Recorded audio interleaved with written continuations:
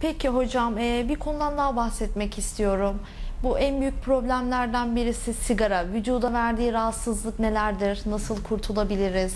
Biraz da bundan bahsedebilir misiniz? Şimdi bunu kameraman arkadaşlar önce bir sormak lazım. Sigara içenlere sormak lazım. İçeride sigara içen internetteki arkadaşlara da sormak lazım.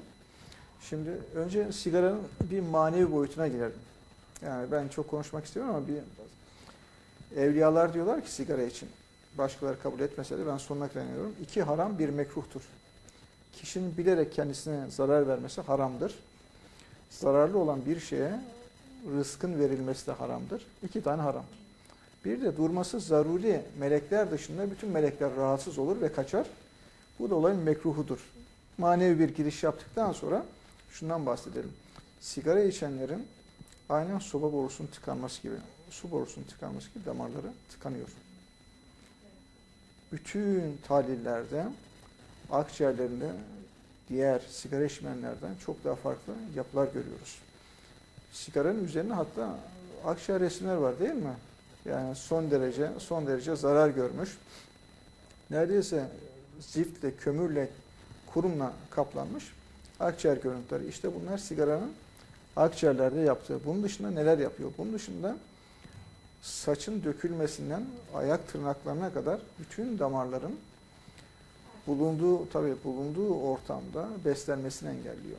Bakıyorsunuz gözlerde problem çıkıyor, bakıyorsunuz beyinde problem çıkıyor, bakıyorsunuz normalin yaklaşık 4,5 katı daha fazla kalp krizi geçiyorlar. Yani kalbi besleyen koroner damarlar tıkanıyor. Böbreklerde harabiyet ve sonuçta da yani o noktaya gelmediği zaman bile sadece yani öksürüğü bile şey yapıyor. Bu sigara içenleri son derece rahatsız ediyor. Bakıyorsunuz sabah kalkıyor.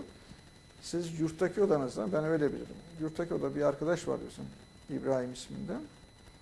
Van Göleli. Yani biz onun uyandığını öksürüğünden şey yapardık. Öyle bir öksürmeye başlardı ki tabii balgam çıkartamazdı vesaire. Biz o zamanlar bu kürleri bilmezdik. Ben sigara içenlerin balgamları çıkartması için bir kür hazırladım. O da internette var. Son derece basit. Ebegümeci. Herkes bilir. Bizim dağda, bayırda insanların salatasını yaptığı, yediği, yani hayvanların sevdiği, yani rahatlıkla yapılacak bir kür. Birkaç tane tabii basittir. Soğuk ve sıcak yapar. Ebegümeci, 2 çay kaşığı ebegümeci yaprağı kurutulmuş. Siz bunun üzerine biraz taze kaynatılmış su ilave edersiniz. Ağzını kapatırsınız. Bir 15-20 dakika demlendikten sonra süzüp içersiniz. Bu sigara içenlerde sigara öksürüğünü ve balgamı ortadan kaldırır. Önce balgam çıkmaya başlar. Balgamı çıkıp balgam atıldıktan sonra da artık vücut epey bir rahatlamaya başlar. Bunu rahatlıkla şey yapsınlar, insanlar uygulasınlar.